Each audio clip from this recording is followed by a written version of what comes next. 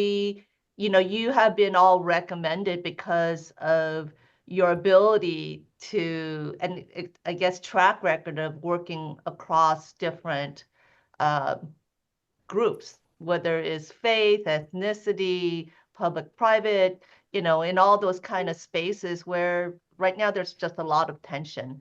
And so, I think, oh, there is Mary. So, all right.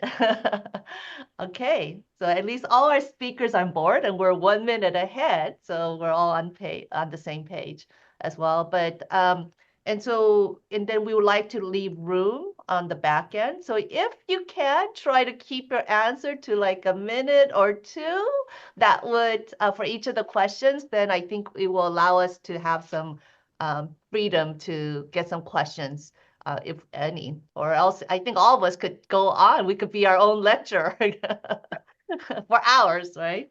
As well.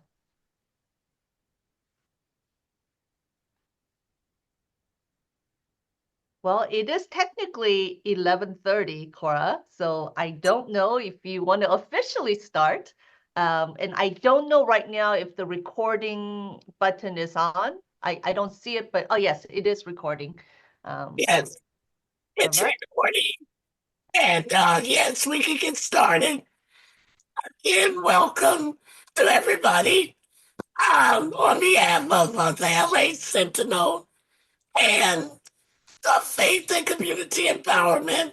We are so pleased to have you participate in our presentation, Stop the Hate and Interfaith Dialogue. We certainly want to welcome our panelists who are so kind as to give their time and input to this very important topic, especially in light of the report that came out yesterday from the LA County Commission, as it gives those alarming numbers on how hate crimes have increased. So, thank you again. And now I will turn it over to our moderator, Hyepin, who is the founder and the president of Faith and Community Empowerment. Thank you, Cora. Again, my name is Hyepin with Faith and Community Empowerment, and it is really a moment of gratitude that the LA Sentinel, Cora, reached out to say, can we partner? And both of us are the California Stop the Hate partner in their efforts to, again, address hate and violence as well. And I think, as Cora just mentioned, that the LA County Commission on Human Relations came out with a report that said that we've had for the past 3 years a double-digit increase in reported hate crimes in LA County. And this past year in 2023, it increased by 45%. And some of the groups that they highlighted that received disproportionate victimization, which includes all of us actually, includes the African American community, transgender, Latinos, Asians, Jewish people, Latinos, LGBT, transgender, and as well as the Middle Eastern. So again, it's just like no one is left out. And so I think that our conversation today is very meaningful, timely, and important. And we're very honored to have each of our speakers who were invited because they, in their own ways, have gone out of their way to really reach across different groups, whether it's by faith, ethnicity, beliefs, whatever, to be able to be peacekeepers, peacemakers. And so again, we're very pleased to have them join us for this conversation. And with that, I'm just going to, again, do a very high level introduction. And then what I would like each one of you guys to do is just take a minute to just share kind of what was your starting point of taking interest in doing these type of work. Because a lot of times people live in silos. And so it's really rare when people do take that courage to, again, cross borders, whatever that means as well. So with that, let me go ahead and introduce each of our speakers. And so I'm going to start with Pastor Bernard Williams, someone that I know because he joined our C2 Leadership Institute and has done some phenomenal work in community service. But let me just say he is the pastor of St. Mark LA United Methodist Church in South LA. He's also serves as a co-chair of CLUE on the board of directors. He served on the General Board of Church and Societies advisory team, has done numerous work on the poor and also ending mass incarceration, as well as he is committed and is passionate about congregational revitalization, spiritual transformation, and community engagement and children and youth mentorship. And so, Pastor Gary, you could share whatever, on the back end, but that's how I share. And then it's my also honor to introduce Rabbi Robin Podolsky, who teaches Jewish thought at Cal State Long Beach and has also served as an affiliated clergy for the Temple Beth Israel of Highland Park and Eagle Rock. And, she strives to live and teach Judaism that is rich with answers and productive questions for people who seek meaning, justice, and kindness in a very complex world. And she has published numerous articles in the Journal of Jewish Ethics and Pluralist Response and the European Judaism. And then we also have Chaplain Mary Stancavage, and she is a Buddhist teacher, a chaplain, and a social justice advocate with over 30 years of practice and experience. She has taught mindfulness at a number of recovery centers, and she is the director of the Against the Stream for 10 years. And she also serves as the executive director of the Mind Body Awareness. She served as the executive director for the Mind Body Awareness Project from 2016 to 18. And she's also on the board of the Buddhist Insight Network and also CLUE, which stands for Clergy and Laity United for Economic Justice. And she's also an archaeologist in the Middle East. Very interesting. All right. And then last but not least, we have Professor Dr. Najeeba Syeed, who is known as a peacemaker, healer, and scholar. She is the inaugural El Hibri Endowed Chair and Executive Director of Interfaith at Augsburg. That sounds interesting. And she is a professor, expert practitioner, and public speaker for the past 2 decades on conflict resolution, interfaith studies, mediation, education, deliberative democracy, social, gender, and racial equity. And she also formerly worked as chief of staff for council member Nithya Raman as well. And also in 2020, she was associate professor of Muslim and interreligious studies at Chicago Theological Seminary, teaching courses on management, indigenous religious movement, and interfaith leadership. That was quite a mouthful in terms of lots of experience and again, commitment to peacekeeping. And so with that, I'm going to start again with the same order. Pastor Gary, could you just share what was your starting point of your impetus on stopping hate, stopping violence? Okay. So first of all, it's an honor to be a part of this group today. And I thank you for the invitation to be here and welcome everybody. I grew up in South Los Angeles, South Central Los Angeles. I came up in the late 60s, early 70s. When I was 13 years old, I was approached by a police, black and white unit, 2 white police. And we were just walking down the street. We wasn't really doing anything. It was right in my neighborhood and right across from the elementary school I had attended. And they told us to get up against the car, don't move. And I had my hands on the car, but I had a scratch on my nose. I did like that. They said, I told you not to move. And they grabbed me and they choked me unconscious. And they left me laying on the ground. They didn't arrest any of us. They just left me laying on the ground unconscious and drove off. And that was an experience that I would never forget.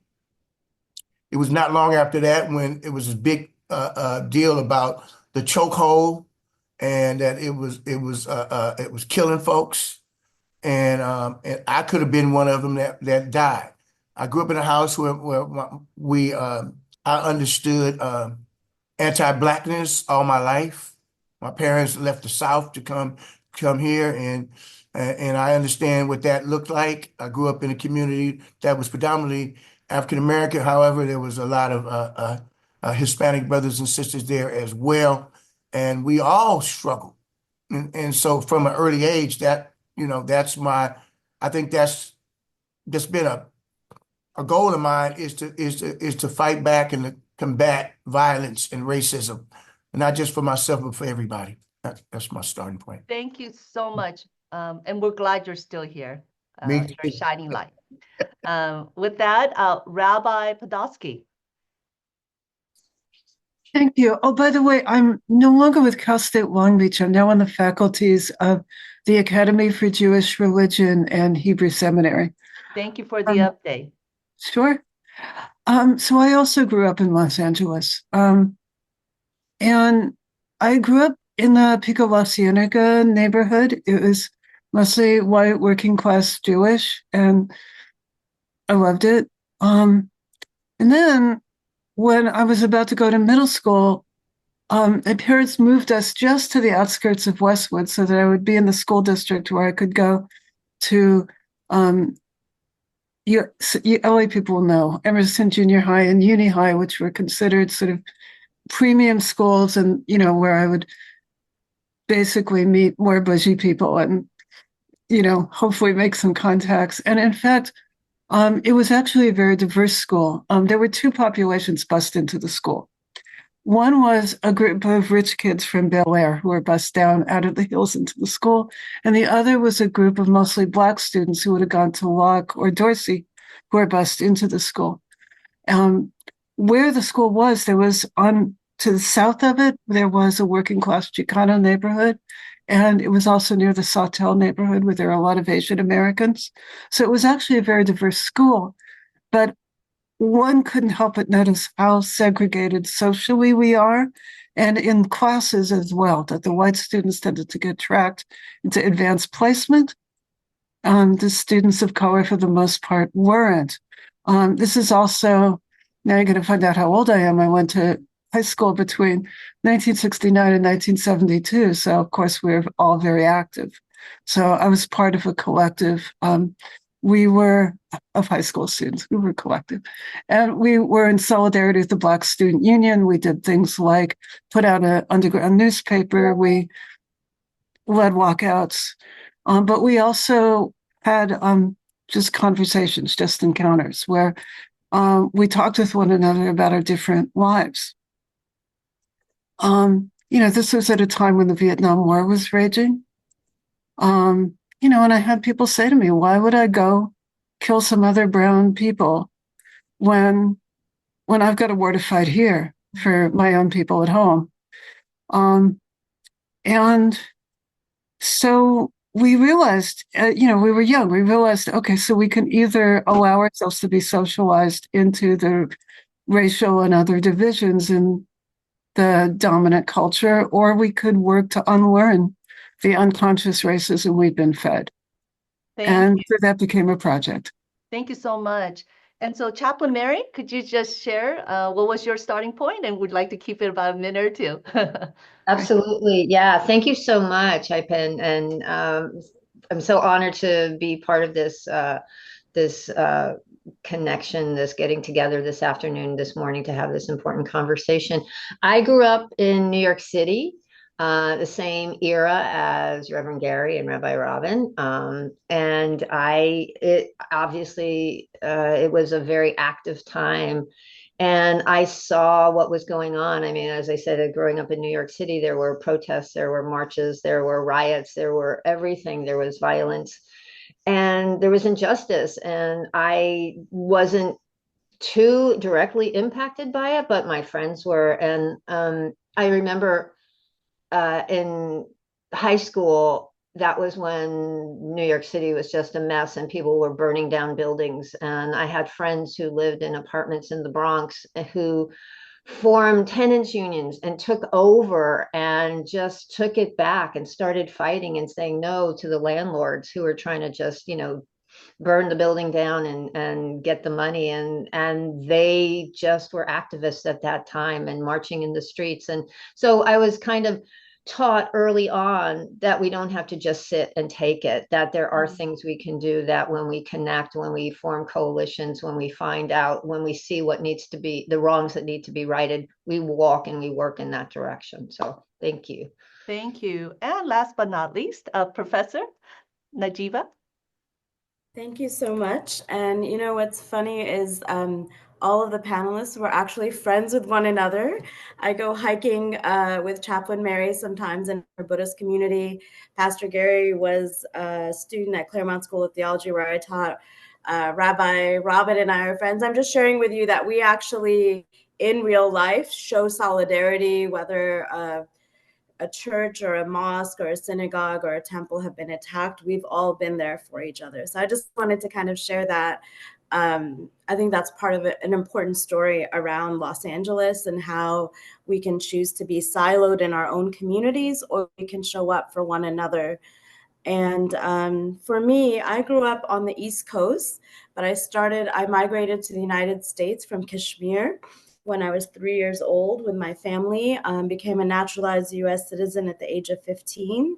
So I went through that migration and immigration process and came to Los Angeles because for 1 year, my father lived here when I was in fourth grade and became a fourth grade teacher. He had a PhD, but the only way he could get his green card was to teach fourth grade, because a lot of immigrants, when they come, they are often downgraded in their professional capacity. So he had a PhD and he was teaching fourth graders, but that allowed him to get a green card.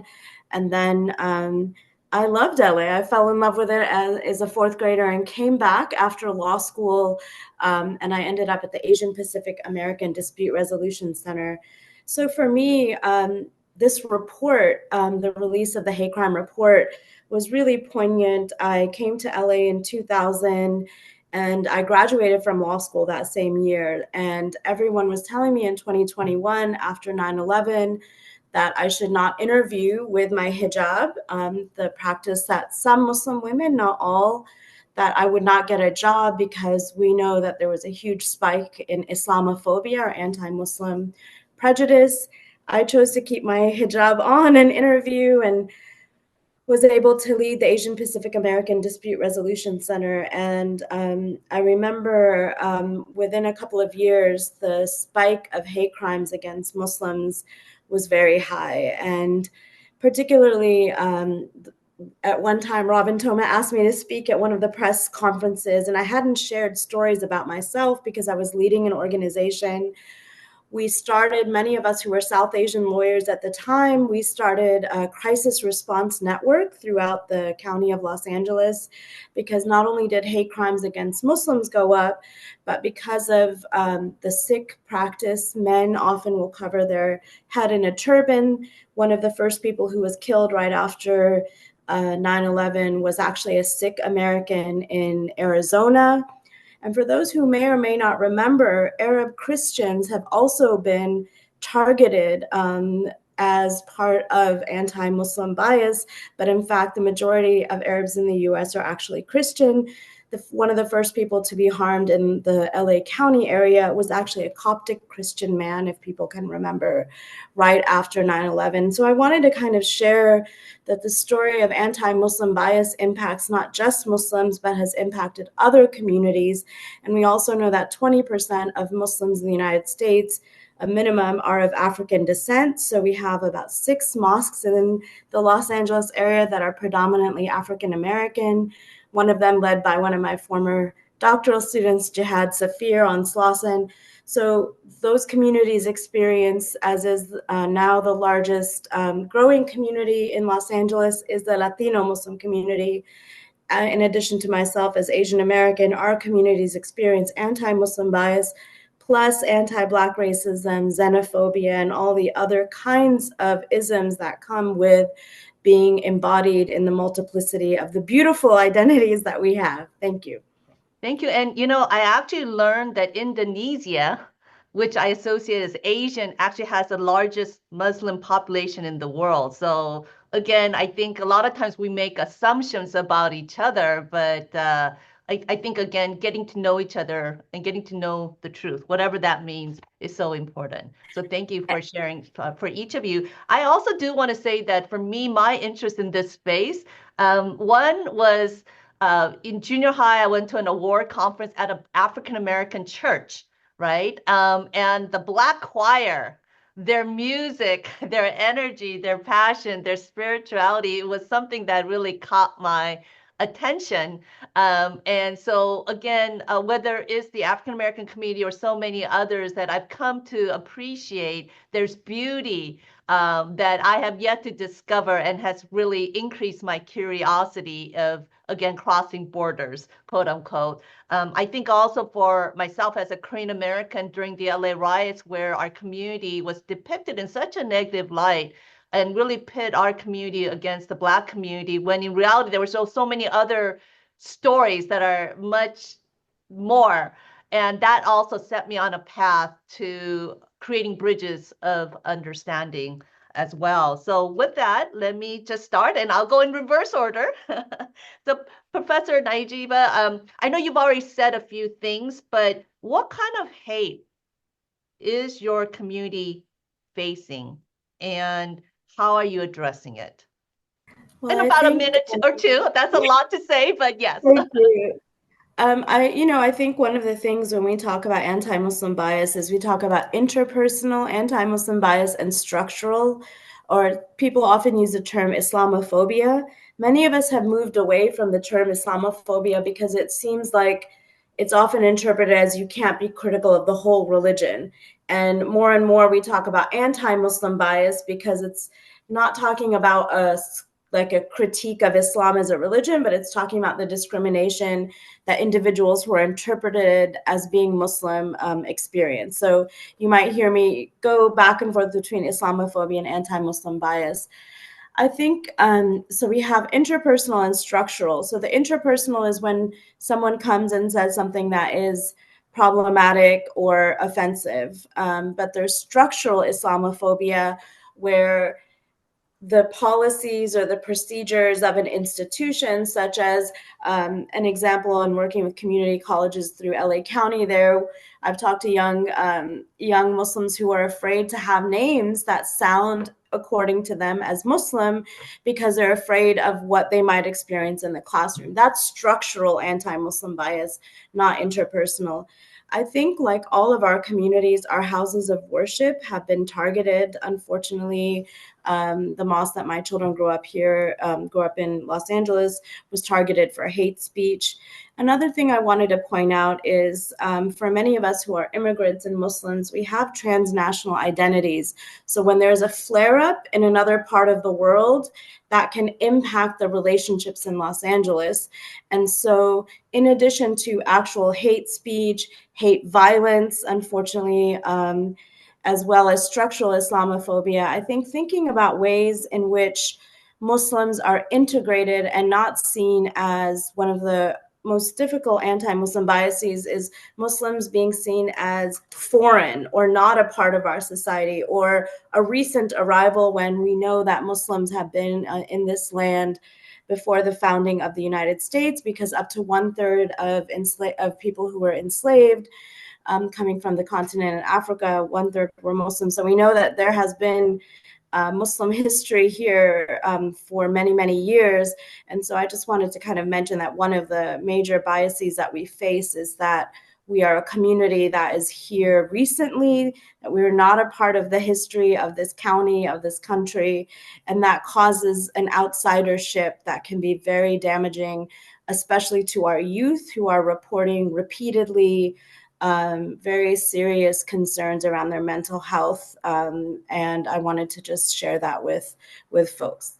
Thank you so much. And I would say the Asian American community also experiences that constant, permanent, foreignness. But at the same time, kind of on a reverse order, the African immigrants also, in a way, experience not being included when they're addressing needs in the immigrant community. So again, I think these little nuances are all very relevant to this conversation. So Mary, so Chaplain Mary, could you share, whatever definition your community that you are facing? I'm a white cisgen straight woman, so on the outside, my experience with hate and is not as out there or dramatic as a lot of our other participants have, because I'm the, except for being female, I'm the predominant, the norm, so to speak, in the country. But as a woman, I'm starting to see, having experienced sexual abuse and sexual violence, there's that. And now there's this opening up of your body, my choice, and how that is coming back into the realm of the world, of the country, and is becoming much more common. And we see all the shutting down of reproductive rights and so on and so forth. So there's that piece of it that's not just for white, but for women across the board, and marginalized communities much more impacted, obviously, than I am, as a white person, as a white woman. And in the, talking about the Buddhist side, I'm a convert Buddhist, and so there's a lot of hatred in the AAPI community, because they're traditionally Buddhist, and they, people go, don't realize that the first Buddhist community was established here in this country in the 1820s, 1830s. So it's been around for a really long time, and so it's still seen as foreign, even though it's been here. Japanese, Chinese communities have been established for decades, over a century. So all of that, this is the intersectionality that we see, the religious biases, the other biases, gender biases. It's everywhere. And so it's easy to be siloed. I could just kind of put my blinders on, but it doesn't work that way, because we're not siloed. We're not discrete units. We're walking through this together. And so what impacts you impacts me. Even if I don't see it, it does. Yes. And again, I would say, women's rights ultimately is rights for everyone. We're all connected to someone, whether it's our mother, sister, cousin, whoever it may be, wife. So again, very, very relevant. And I do empathize with also the white community. I've been to the Appalachians, and I realized the stark poverty that's there that I don't even recognize as modern America. And so again, I think, all of us need to take time to learn from one another and learn about each other's community. Rabbi Robin. Well, like Mary, I mean, I'm kind of, I kind of have a double lens, because as a pale Jew, we as a community, whether we wanted to or not, have kind of been designated white. It's, Judaism is neither a race nor a single nationality. We're a diaspora here in the United States. We're a diaspora people. We're united by our way of life, and Jews actually include people of every skin color. Around the world, Jews speak multiple vernacular languages, dress differently. We're united by our books and our prayers and our way of life. So, nevertheless, in this country, we have this precarious relationship with whiteness, because we've been designated white. The privileges that come with that go against our values. So for us, it's not simply a question of working on our racism. It's a question of undoing systems of oppression, undoing systems of anti-Black racism. And at the same time, we've been the focus of direct hate. I mean, there was the Tree of Life massacre. There was the massacre of Jews at Poway. And for the past year, of course, one of the ways that anti-Semitism manifests itself is a kind of conflation of American Jews with the terrible actions of the Israeli government. Even though people have seen us in the street testifying, saying that we're appalled at this and we want this to stop. So, and I think that's actually kind of an excuse. I mean, most of the hatred I've encountered lately has been online. And I can see a real difference between people who are appalled at the actions of the Israeli government and people who are using it as an excuse to simply express hatred of Jews anyway. And in my opinion, the the African American sociologist Eric Ward wrote an important paper called Skin of the Game, in which he talked about how anti-Semitism is a constituent part of the way that anti-Black racism is structured in the United States. That the idea is that there's this powerful Jewish conspiracy, the Great Replacement theory, that Jews are seeking to replace white Americans with immigrants whom we sponsor, and it's really racism against Black people. It's saying Black people aren't smart enough to organize on their own behalf. They must be being manipulated by those sneaky Jews. So, that's, and it's kind of endemic to the way that right-wing anti-Semitism works. But of course, online, what one experiences isn't anything that sophisticated. It's just a lot of name calling. And, in that way, it's pretty easy to dismiss. But then when it actually becomes physical violence, there was just recently a synagogue torched in Australia. Then it's not so easy to ignore. Thank you for sharing. And again, I think each of our communities have been victims of these conspiracy theories / myths that again pit our communities against one another. So thank you for that. Pastor Gary. Yes. I still, I think in my soul, I still feel the pain of slavery. I still hear the cries of my people that were enslaved over 400 years and then coming out of slavery,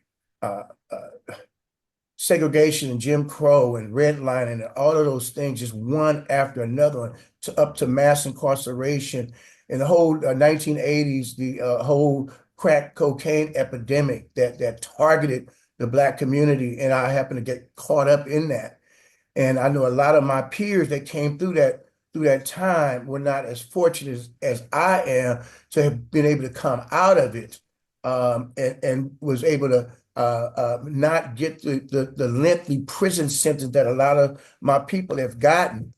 This anti-Blackness, it's just it's embedded in this system itself. It's an established understanding that I don't, that Black people are supposed to be down, and we got people now that's been locked up for 20, 30, 40 years for something that if it would have been a white child, it would have never got that kind of time. And so I struggle with this, and it's just for me, I continue right now. I have a cousin that's kind of famous, was my wife's cousin, Darren Bell. He wrote the book, The Talk. And here it is, 2024. We still have to have a conversation with boys, particularly, how to handle if they ever get stopped by the police in 2024. We still have to deal with that. There's still a fear of Black people, especially Black men. Just yesterday, I'm walking down the street in Culver City. I was crossing the street. There was an elderly white couple. They were walking and having a good time. But when the lady saw me, she froze for a second before she kept going. And I felt that. It's a stop the hate. Yeah. First. And so it's like I live in this every single day, constantly feeling like I'm under attack, or I can't be trusted, or I can be pulled out at any time, singled out because of my skin color, and so that's again, it's just generational, and I'm watching this community in which I work and live in right now being changed right before my very eyes. It's being gentrified. Mm. This was a solid African-American community for a long time. It's no longer that. People cannot even afford to live in the houses that they grew up in, and so it's just a lot of that, so that's yeah. That's a big housing challenge also, right? That the country is dealing with, but again, with communities of color because of the history of systemic racism that have excluded minorities from the dream of homeownership. That has really hit many communities and again, ultimately impacts all of us. Thank you, Pastor Gary, for sharing. I also want to just share that for the Asian American community, whose voice often is left out consistently, I think the model minority myth continues to make us look that we're privileged, that we're racist, and that we're weak. And that makes us also easy targets for violence and hate. I know that as a Korean American, Asian American, in the last 2, 3 years, that whenever I walk on the streets of LA in broad daylight, that for the first time in my life that I am super conscious of who is around me. If I'm waiting, I have my back against the wall. I try to stay away from, anything close to the traffic in case I get pushed, because these are just real live accounts of that is currently happening. Again, I'm in Koreatown in the business district, and people are being attacked and killed. Literally, several incidents have happened in the last few months. So that is also a reality for our country, for us as an Asian American, and also in that some data that I've seen that's a little old, so I don't know the current data, but Asians are victims of violent crime. We have the highest rate of being victims of violent crime from those outside our community. So I think, again, being seen as privileged, racist, and weak makes us very easy targets. So with that, I know that each of us shared kind of some of the pain points in our own communities, but could each of you just share kind of a aha moment when you were able to see the pain of another community that perhaps at one point you might have had some reservations? And so with that, I'm going to ask first, let's see, I'm going to switch up the order. So, Rabbi Mary, could you share of some community that you may have had reservations, but then through an encounter, friendship, you were able to kind of have that aha moment? Did you want me or the rabbi? Oh, did I mix things up? I said Chaplain Mary. Did I say Rabbi Mary? Okay. Yes, Chaplain Mary. Thank you. You can just call me Mary. That's fine. Okay, sounds good. Yeah. I think I was aware of it because growing up in New York and an integrated neighborhood and integrated school, I mean, aware of it. But my aha moment came, and I don't even remember when it was. It's been many, many, many years. And I heard someone say, or I read it, that there is not a single Black person who has not been subjected to racism or prejudice. Not a single one. And it just landed. And it's like, oh, because that they take it, the individual incidents, bad apples, whatever. It's not systemic, it's not a way of life. And that just kind of poof, it's like, oh, yeah, it's there all the time. Mm. And for me, it can't be unseen. So having that awareness and then expanding it out to see everyone and being able to connect when people share and saying, okay, yeah, not going, well, that's not true, not gaslighting somebody, but actually opening and going, absolutely. So that I remember as an aha moment. Thank you for sharing. How about you, Professor Najeeba? Sure. I was thinking about a decade ago, there were a number of Black churches in the South that we weren't sure what the origin of the fires were. And then subsequently, not long after, there was the killing in Charleston, I think, of 9 parishioners. And when the fires started, we had, at that time, I think it was Pastor Kelvin Sauls was the pastor at at Holman United Methodist Church. I taught at a United Methodist seminary at Claremont for about a decade, so became connected with UMC and many other denominations.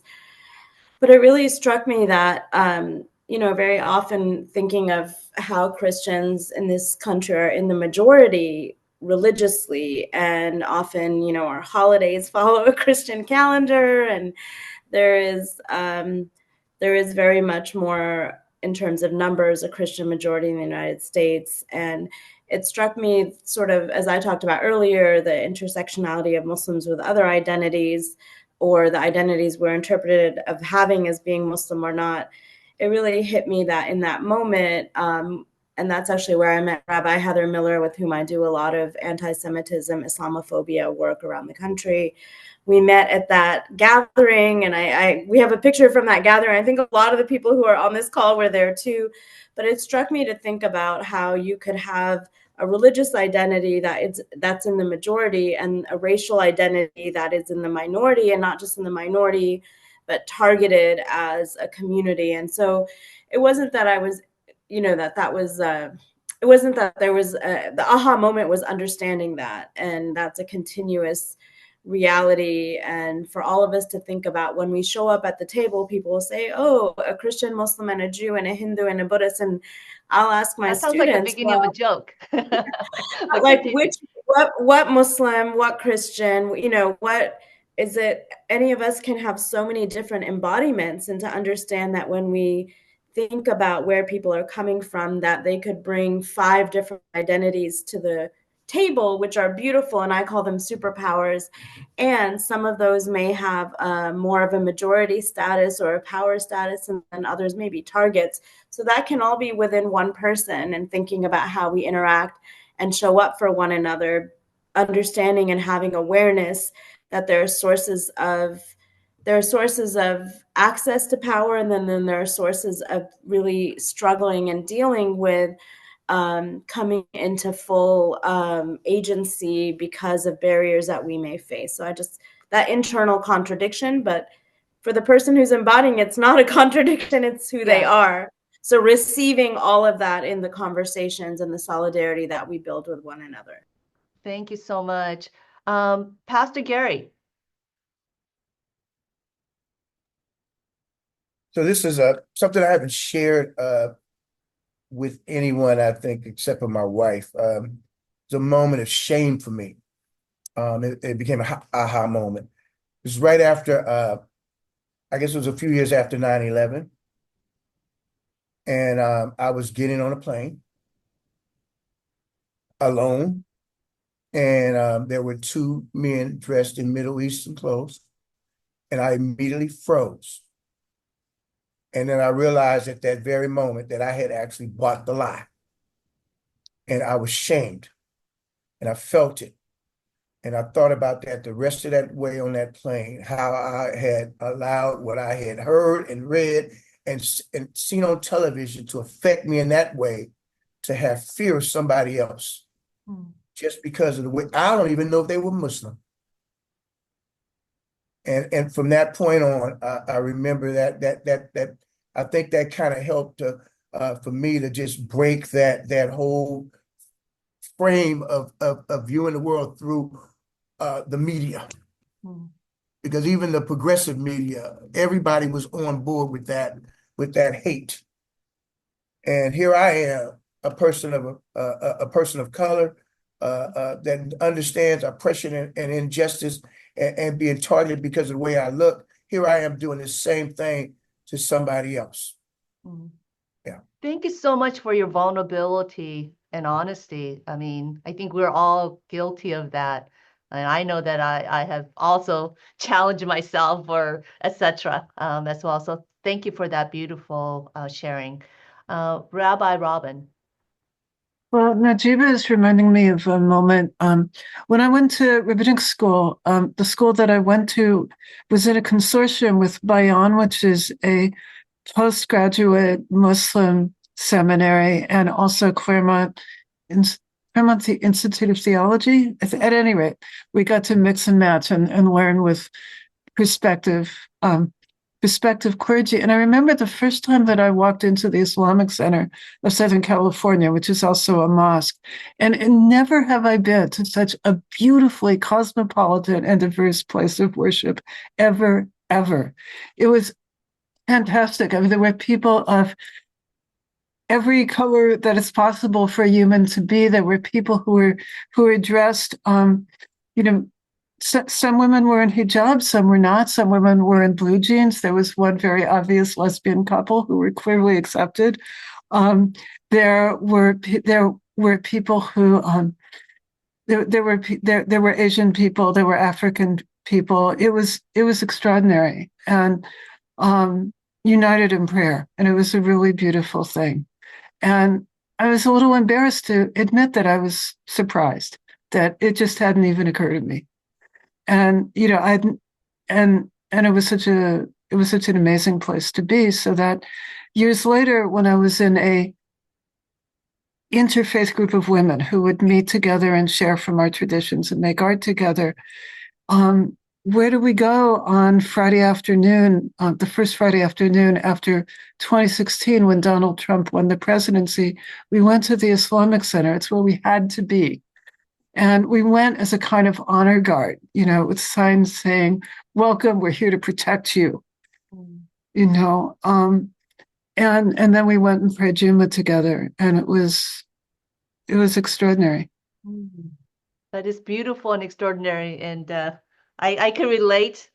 Whether it's people or places, I think our tendency is to dismiss. And then when we're so pleasantly surprised, which we shouldn't be, but I think that tends to be a very human nature to go to that default place of dismissive. So again, thank you for that beautiful sharing. I do want to say a couple things also that after the post Atlanta massacre, in which many Asian women were killed at a spa, a lot of leaders from the community reached out, but particularly from the Black faith community, and we had a convening. And I shared about some of the data points that really combated the model minority myth. As one example, Black and Korean home ownership rate is the same, with 7 others that are below Black and Korean home ownership rate. And so I was able to share whether it's on juvenile delinquency, mental health, home ownership, discrimination, etc. And when I asked the leaders when was their first realization that the model minority myth was myth, for literally all of them, they said that moment. And one of the leaders from the Black faith community said, "We got to stop hating. We got to start connecting." And I thought, again, I really appreciated their commitment and vulnerability. I think for me, a kind of an aha moment was when I was watching the documentary Just Mercy. And I'm not the documentary, the movie. And I remember the scene where the main character is driving at night and he sees the flash of the police, right? And I think for me as an average person, if I see the flash, I'm thinking, oh crap, I have a ticket. But for me at that moment, as I was watching that movie, I realized for particularly people of color, but especially African American men, that it could be a more of a life or death moment. And so that was one of those kind of aha moments that gave me a greater appreciation for the kind of discrimination that that the African American community could face as well. I'm going to switch it up again. So now that you've shared about where you experienced the pain of another community, could you share a moment of solidarity that you experienced from those outside your community? Again, particularly maybe someone that you would not have expected to be your ally. Okay. With that, should I just pick someone or who wants to volunteer? I'm going to give a volunteer. Okay, Professor Najeeba. I'm happy to go. So actually, I was going to share a story from my high school as a Muslim, and then I'll just bring it up to LA. But as a Muslim, I don't drink. So not all Muslims, some Muslims do drink, but in my practice, meaning like it is prescribed, but not everyone always follows. So you may meet a Muslim who does, and that's their practice. In high school, I became best friends with a woman named Brooke, who is Jewish. And she was sober because that was her, she wasn't sober for religious reasons. She was sober because of her practice in dealing with dependency issues. And so we kind of struck up a friendship of solidarity around the fact that we both didn't drink alcohol. And in high school, for me, going to a public high school, there, we would go hiking together. That was what we would do for fun, because I wouldn't go to parties. Not only do I not drink, but I don't religiously, I try my best to avoid people who are drinking as well. And so that was I hadn't thought about that till recently, that Paula, and ended up going to her bat mitzvah and just becoming a part of her family, partly because of that prescription around not drinking, which is not a really religious prescription, but for her. So that was one way in which I built solidarity out of my religious practice, but out of that commonality of sobriety. So I don't know if any people remember, but there was a killing at a New Zealand mosque that was very, very, really terrible.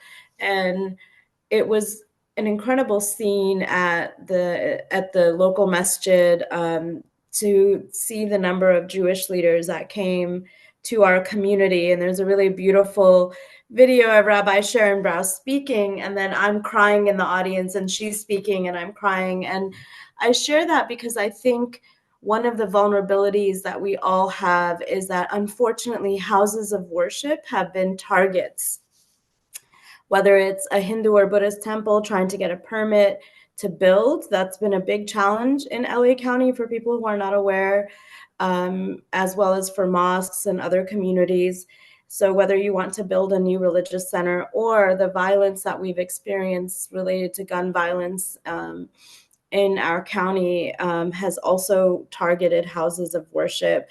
So I think that moment for me, for someone else, it might have looked like an unlikely situation. But I wanted to share is really briefly, and I'll end with this, is I think it's important that we build relationships in times of peace, so that whether it's a global event that erupts or whether it's a local event of violence, that we really think about how to build relationships.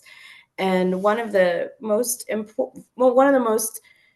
profound experiences I had was with mothers in Oakland who have lost children. For those who don't know, I've also spent many years doing gang intervention programs in Southern California and around the country. And we did a Buddhist practice with a religious leader where we sat in silence and had lunch together.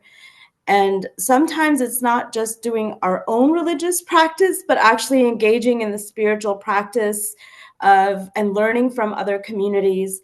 And that was incredibly moving to me, and something I still carry with me is understanding how to heal through silence. Sometimes you don't have to say anything to someone. You don't have to say, I'm here to help you, but you just show up. And the question I always ask is, how can I show up for you?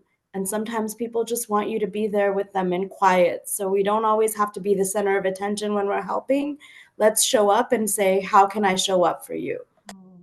Thank you. Thank you. That was very powerful. And I know that even for me, as an Asian American, when we were being hit across, when a lot of different ethnic communities reached out, that was really assuring. And it made me realize that for each of us, our voice, even though our voice to reach out, to be present, right? Not so much that we say words, but that we are present. We have something so powerful in each of one of us, but I think in many ways we kind of minimize that value. And so again, thank you for that powerful sharing. Who's next? Who wants to share? Okay, Rabbi Robin. After October 7th of last year, which we all experienced as a terrible blow. I mean, we have a saying, nothing excuses October 7th, and October 7th excuses nothing. So we can be against the behavior of the Israeli government and still horrified at what happened on October 7th. And as it happened, immediately in the days following, the people who were not Jewish, who reached out to me personally, who just called or emailed, happened to be people of color. And coincidence maybe, but I also think it's because they understood. They had experience which made it so they understood. Thank you. Very, very powerful. Thank you. Thank you. Who's next? Pastor Gary. Yes. Couple of things. One, when I was the pastor at Faith United Methodist Church on 108th and between Dinker and Western in 2015, that was the summer that was known as 100 Days and 100 Nights of Killing. And the very first person to be killed was a young man. He was a gang member named KP. He was gunned down right around the corner from my church, and I just had been, it's like I can't. We have to do more than just preach about this and pray about it. And so we began to. Gathered some folk around me. We took to the streets right there in that community, and we started mobilizing community folks and an organizer came alongside of me from LA Voice, and we really began to organize around gun and gang violence. And I had colleagues that came from all over Southern California to be there with me. Asian, whites, people that I was surprised that would come to 108th and Western to stand in solidarity with me as we tried our best to help to end that gun and gang violence in that community. And then the second thing I want to talk about is when after George Floyd was killed and all of those police killings of Black men and women, it was so many people that reached out to me to see how I was feeling. How are you doing? And it was a feeling of solidarity. It was a moment of solidarity, understanding that other people would empathize with me and how I felt. And it really was, it was just just such a beautiful opportunity for me to just understand that there are people that really love and care about each other. Thank you. Thank you so much. Again, I think it's a reinforcement of how our voices coming alongside other communities in their moment of hurt, pain, and vulnerability could be so powerful. So thank you, Pastor Gary. Mary. Yeah, thank you. I can't think of a specific experience, a specific instance. It's just an overall experience of, I've spent a lot of time, I lived in Israel for a year. I've spent a lot of time in Syria. And when I can experience or express vulnerability, when I can actually, because that's not my strong suit, showing vulnerability, that folks are there. Wherever they're from. As I said, I've lived in many different I've lived in many different places, and wherever I am, when there's that need, people are there. It's been extraordinary the extent to which people will go out of their way to help, and it can be just the simplest "how you doing." How you doing? And I find that it's just extraordinary. And so to be able to then see that it works both ways, it doesn't have to be grandiose. I have the idea that something has to be grandiose, but it doesn't. It just has to be human to human contact. And I'm really grateful to have had those experiences, to see that then it just spreads. It can spread from there. So. You are rich. I also want to share, I could go on and on, but this is related also to the LA Sentinel, who we honored recently at our reception. But my mentor at First AME Church, Reverend Mark Whitlock, where I worked on their venture capital fund, after the Atlanta massacre, he reached out to say, how can I help? And that led to that conversation about combating the modern mineral myth. And we brought Asian faith leaders as well as Black faith leaders to just have that dialogue. And ultimately, Pastor Mark basically said, you know what? I want to write an op-ed. And pretty much he said, let's do it together, Hyepin. But he did the bulk of that lifting. And when he finished, he called to let me know that he was going to title it Asian Lives Matter. And I have to say, there was initially a glee because, Reverend Mark and I, we've had this whole journey where it's been my mentor, but, in the area of Korean Black related to especially LA riots and all that, we had a difference, a gap. And so when he chose to do that, I felt finally as a Korean American seen and heard. But as a friend, I thought, does he really know what he's thinking of doing?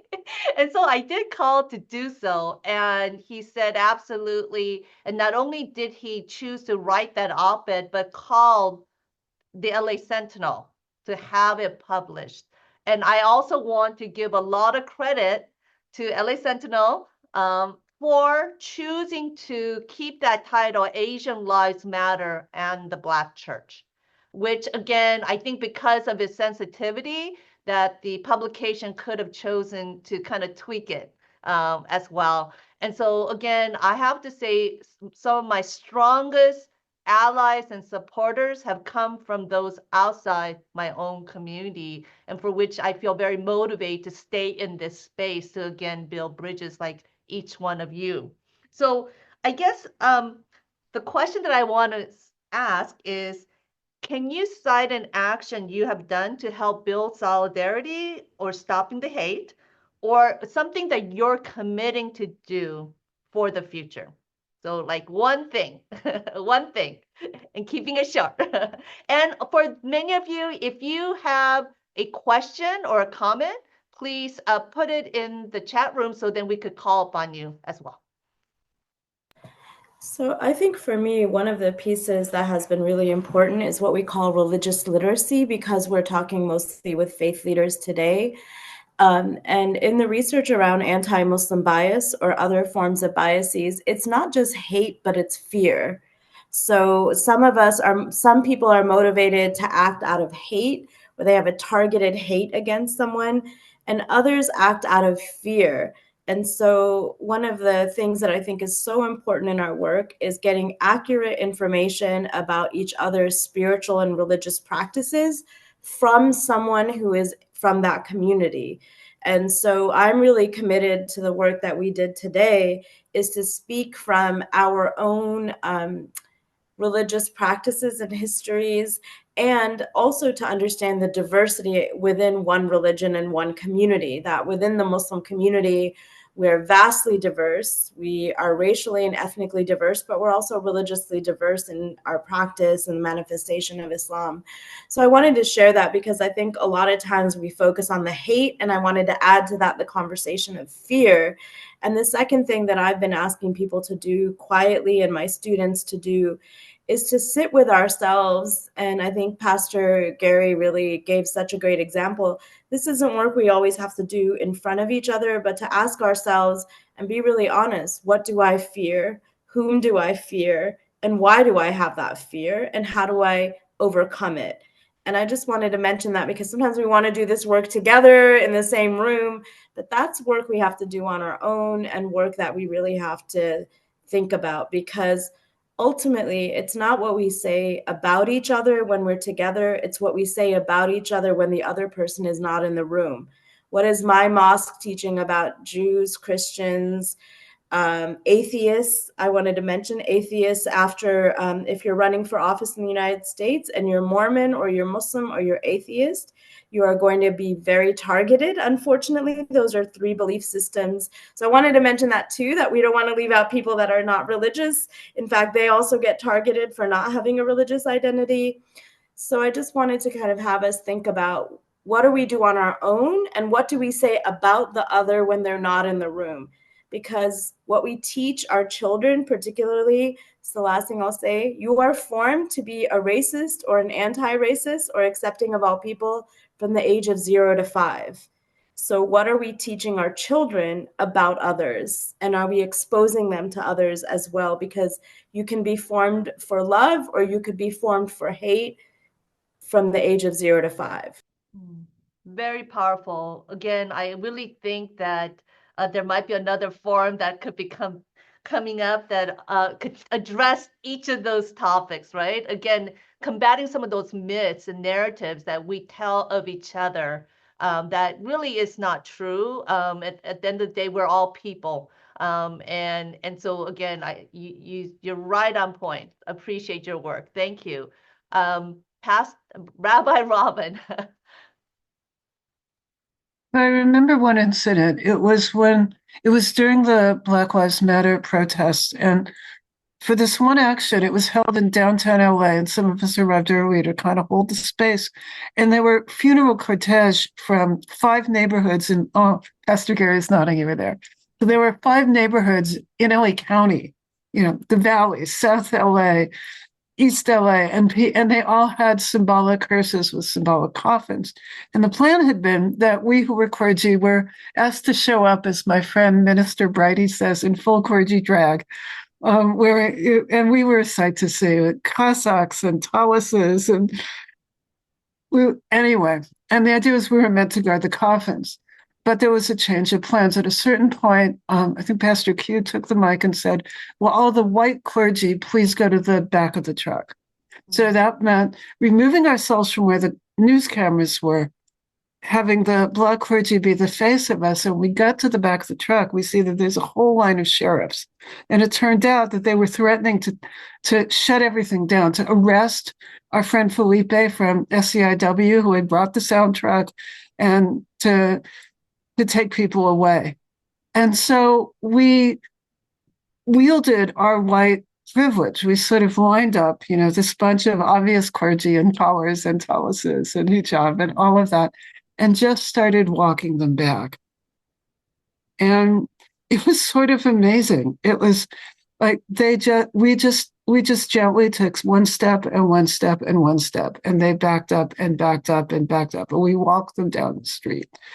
So it was and it's an example of wielding our white privilege in order to protect our comrades of color who didn't have that privilege. Thank you so much. Again, a great lesson for each one of us, whether you're white or non-white. Each of us actually do have some kind of privilege based on whatever assumptions it may be. And so again, leveraging whatever privilege we have to be of service to others. So again, thank you for that message. Pastor Gary. Yes, I remember that day too, Rabbi. Yeah. I think that it's the work that I've done now with Clue for a number of years. What we do is stand shoulder to shoulder with the most marginalized of workers, the hotel workers. And prior to that kind of work, I would go to a hotel and see a person cleaning and really wouldn't see them. Really wouldn't see them. They were invisible. I just knew somebody, this is the person that cleaned the room. But now, after being involved with Clue for like over 10 years and actually getting to know people and hearing their stories and their journeys and the fact that some of these particularly women, they take the bus for hours to get to these jobs where they work for a minimal amount of money, and they have families and they're trying to do the best that they can to survive. And I've just got to know them. And now when I go to a protest, they know me. They recognize me, and they're happy to see me standing there with them, shoulder to shoulder, being in solidarity with them. It's so powerful, and now when I go to hotels, I want to make sure, I don't want to be in a hotel that's not a union hotel. I want to make sure that I acknowledge and speak to and make sure I leave up some money for them to clean my rooms, because they deserve whatever they get. They deserve better than what they get. And so that has made such an impact on my ministry, being a part of the work that Clue has done for years. And so that to me is just opened up a whole new opportunity to really connect with people that I hadn't connected with before. Thank you. Very powerful. Mary. Yeah, ditto to what Gary said about working with Clue. It's been amazing. I know, talking about past, just showing up in solidarity. I remember the Stop the Hate march in Koreatown in 2021, and just showing up in solidarity with communities that are hurting. But moving forward, and what I've been trying to do, and I think I've done to a certain extent, but really committing, is in the Buddhist teachings, there's an aspect, a factor called wise speech, and it's not lying, not being harsh in speech, and so on and so forth. But it also is about saying what needs to be said. It's about ending harm where you see harm being caused. And so it's not necessarily when I'm out as a person that looks the way I look, I can be somewhere and I can hear people talking and talking, really harmful in harmful ways and about other people. And it's my duty to speak up and say, can we stop? Can we have a conversation? Not online, because I know that doesn't work, but in person and saying, let's have this conversation. I heard what you were saying and I disagree. And did you know? And maybe bring some education, but to not let those things slide because that's condoning. That's absolutely condoning. And I don't condone and I intend not to condone those things when I hear them being That's said courageous anywhere. of you. I think that I've encountered many rooms where there is a certain narrative, and I know that everyone in the room is all supporting that narrative. And for me to, I think again, this is an interfaith dialogue in the sense that I do rely on my faith, that first, that God wants us to stand up for the voiceless, to stand for truth. And in those moments when I take a big gulp, I pray to God for protection and then stand in truth to speak when the narrative, again, is definitely steamrolling in towards one direction. And so, again, a very good point. Thank you so much, Mary, as well. Well, I want to open up for questions, and then we'll see question/comment. Otherwise, I am going to give our panelists one last comment, whether it's what is it about your faith or something that you think is important for what you have found to be truth in terms of stopping hate, stopping fear, stopping violence as well. So I'm going to give a 30-second pause to open up for questions, or else you'll be forever hold your peace, right? So we could take this moment to all meditate and give people the opportunity, and we'll see.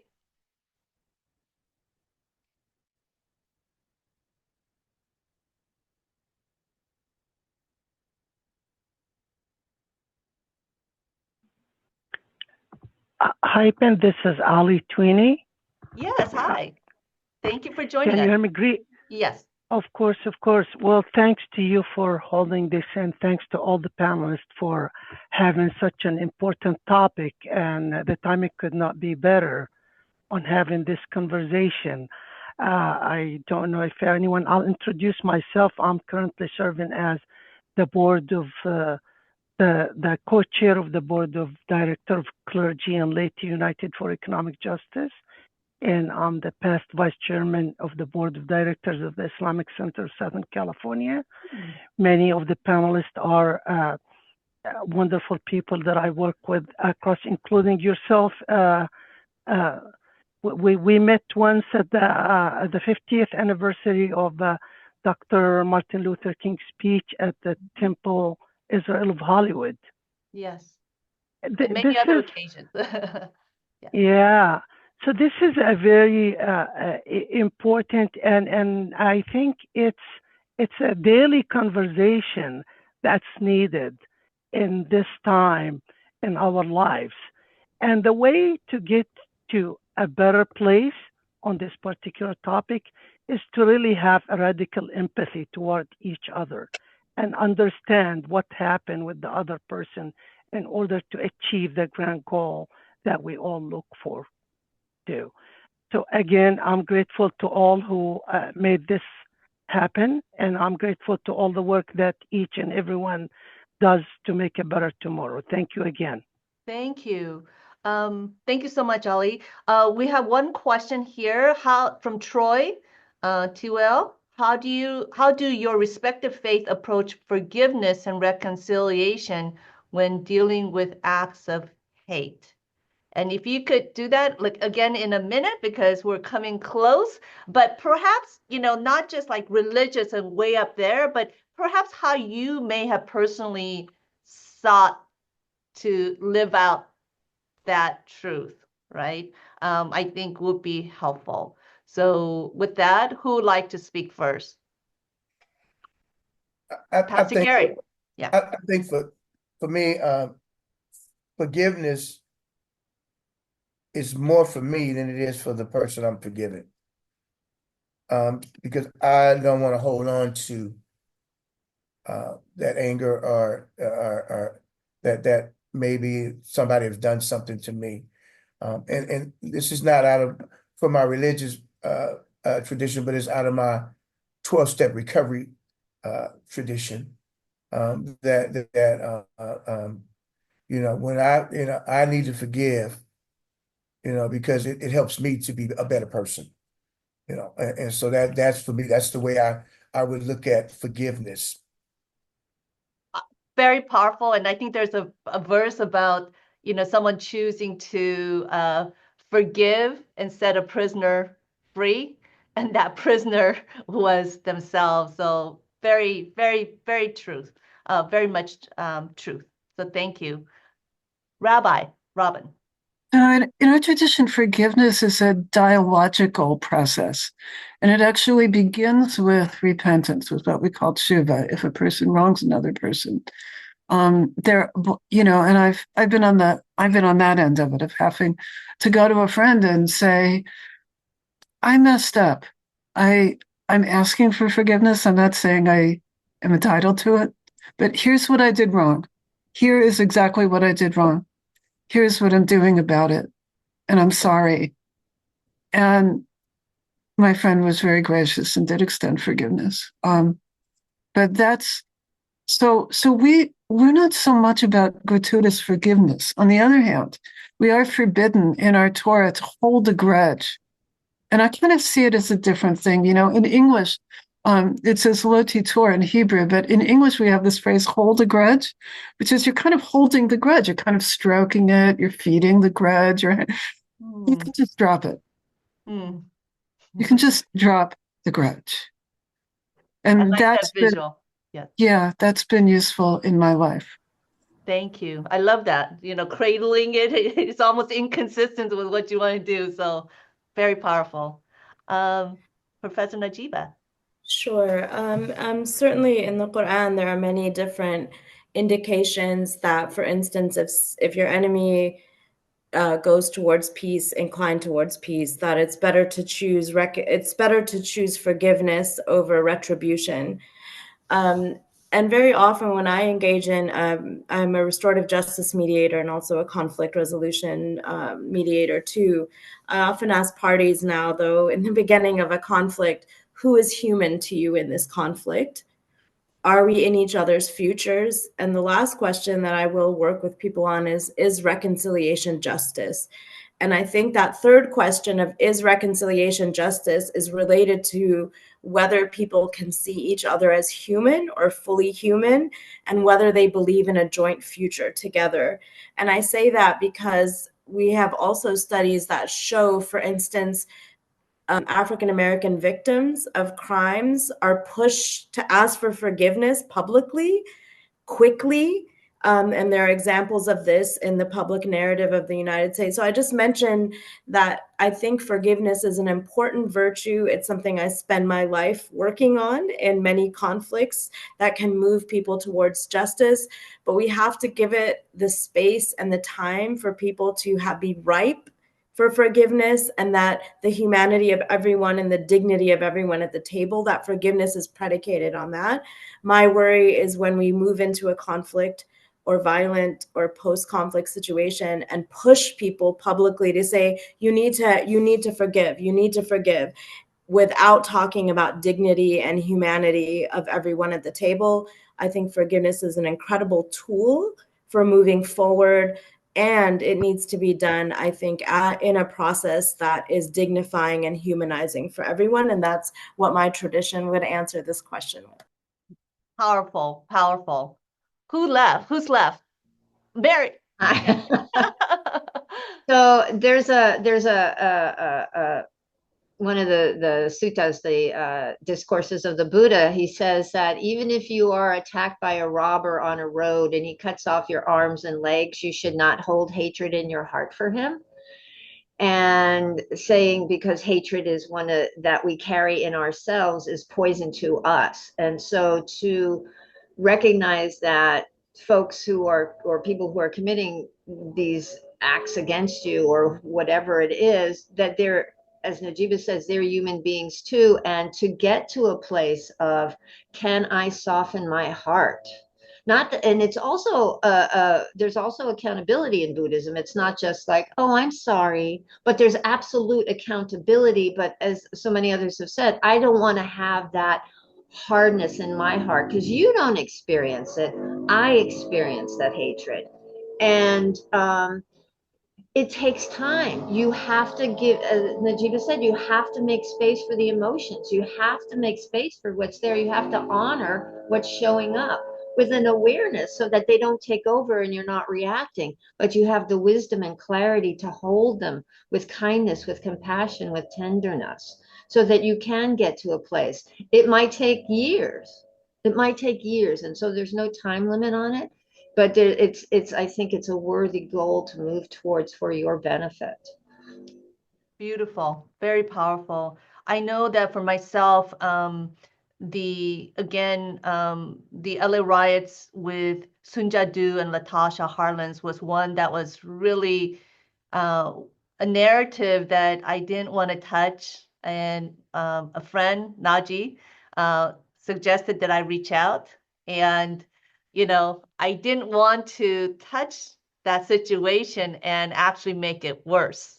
Long story short, because I did believe that it was an assignment from God, I decided not to let it go. I really did want to just forget about it, but I really hung on to the Bible verse that God would give me the words to say.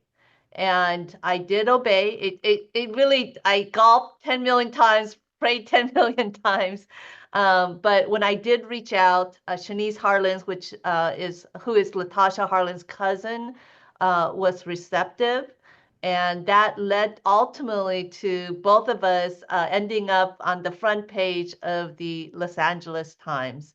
And I just want to say that, again, for each one of us, it takes a lot of courage, I think, and faith to step into a space that is, I believe, could be really risky and dangerous for all of us. But to be able to remove ourselves of that fear and to lean into, for those who are of faith, to lean into our faith, to seek, because ultimately it's not just healing for that other individual and for our society, but really for us.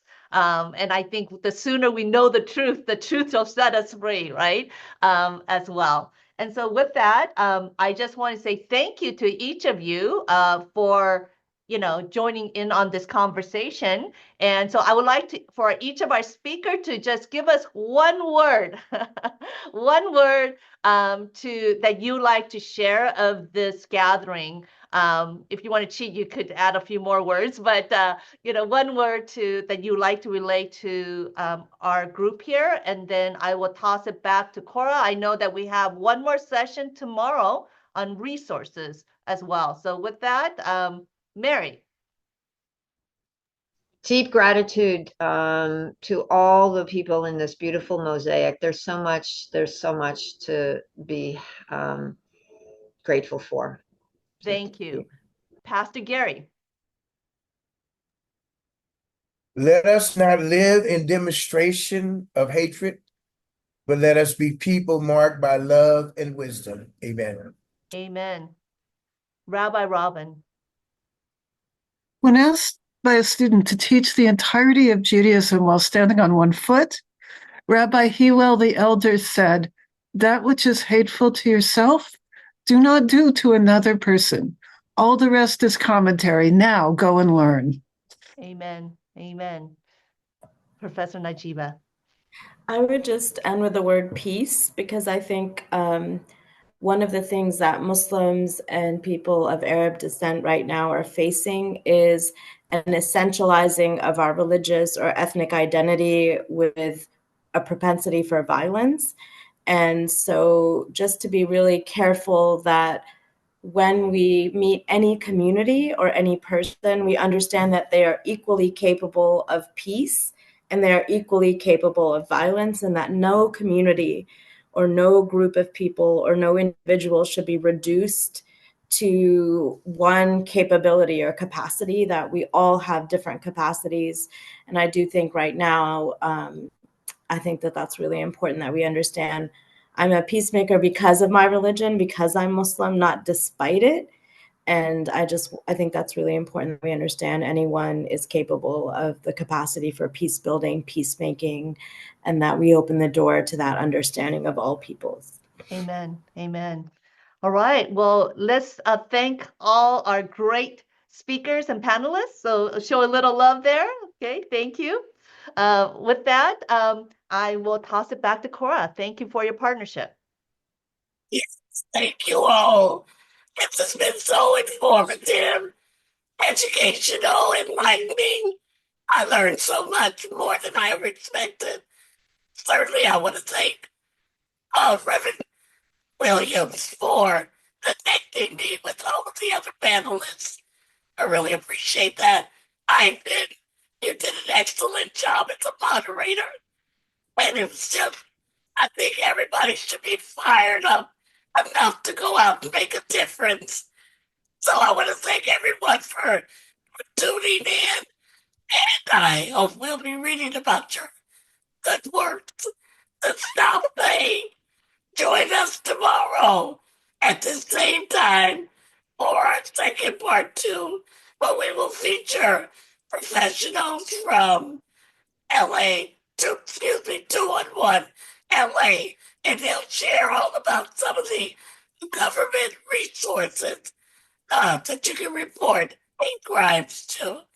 But I hope this won't be the last conversation we'll have. Thank you, thank you, thank you. Thank you. All right, everyone smile. I'm going to do a photo op right now. Okay, 1, 2, 3. All right, great. Thank you so much. And I hope you have a wonderful day, and we shall see you tomorrow. Okay, bye-bye. Bye. You. Thank you. Thank you.